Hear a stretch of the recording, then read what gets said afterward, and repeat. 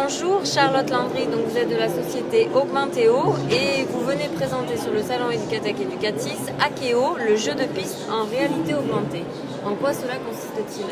Alors, Akeo, c'est une solution qu'on développe qui est composée d'une application mobile et d'une plateforme web. L'idée est de proposer tout simplement un outil de visite ou d'atelier en classe sur base donc, de marqueurs en réalité augmentée, cette animation. On vient tout simplement paramétrer des plaques qui font une vingtaine de centimètres en tout. Et sur ces plaques viennent apparaître des modèles 3D, des photos, voilà, du contenu que vous avez au préalable préparé pour cette animation.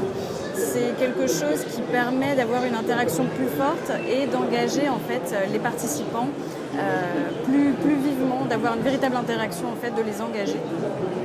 Donc voilà, on l'a déjà déployé pour Polytech Lille dans le cadre de la journée d'intégration de ses élèves.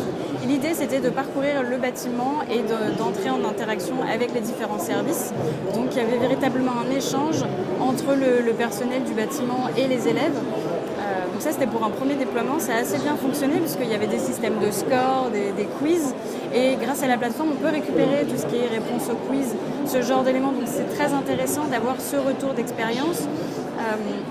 Tant du côté quiz que du côté autre contenu, c'est-à-dire qu'on peut ajouter des vidéos, des textes, envoyer vers un site web. Ça permet véritablement d'enrichir ce qu'on peut présenter en classe, ce qu'on peut présenter lors d'une présentation ou tout simplement lors d'une visite d'espace, ce genre de choses.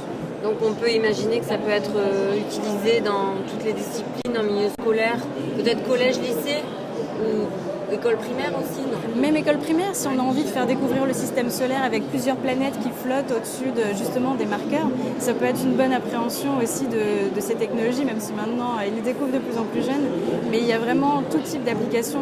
Soit on utilise des téléphones qui sont déjà présents, soit c'est avec les tablettes des enseignants et là on a un support où on peut directement montrer aux élèves voilà comment ça se passe dans l'animation. D'accord. Donc, est-ce que c'est déjà utilisé dans l'éducation ou en fait là vous venez sur le salon pour faire découvrir votre appli? Parce que là, dans le salon, effectivement, il y a plein d'enseignants, c'est toute la communauté qui est présente. Vous avez déjà eu des échanges? Comment ça marche? Alors à la base, c'est une solution qu'on propose pour de l'événementiel, pour du culturel. On a fait les journées du patrimoine de la Banque de France par exemple. Mais c'est quand on a traité avec un de nos premiers clients qui est donc Polytech Lille qu'on s'est rendu compte qu'il y avait une valeur ajoutée à proposer également au domaine de l'éducation. Et donc eux ont choisi de le garder. Peut-être qu'ils vont le réutiliser pour les portes ouvertes, c'est en tout cas ce dont ils nous avaient fait part à l'installation. Donc c'est vraiment un système qui est reproductible dans le temps. Une fois qu'il y a la box installée, on peut le faire durer dans le temps.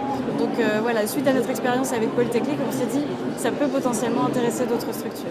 Donc c'est une box en termes de matériel, c'est une box qui est installée, donc qui est installée dans une classe, on peut imaginer, ou alors dans une classe. C'est ça peut mais être qui dans peut une être classe. Déplacée. Oui, bien sûr. Voilà. En fait, la version est géolocalisée, on peut imaginer que c'est l'établissement entier. Et puis, si on a envie de faire les portes ouvertes, donc les marqueurs sont dans tout l'établissement. Et si on a envie plutôt de faire un atelier d'une journée autour d'un thème en particulier, on peut avoir justement un marqueur par table et on fait tourner les élèves, voilà, avoir ce genre d'animation. Les marqueurs physiques peuvent être déplacés sans problème. Sur la plateforme web, c'est pareil, on peut mettre à jour son contenu du matin pour l'après-midi, la mise à jour est automatique. Il n'y a pas besoin de retélécharger quoi que ce soit. Merci beaucoup et bon salon. Merci à vous.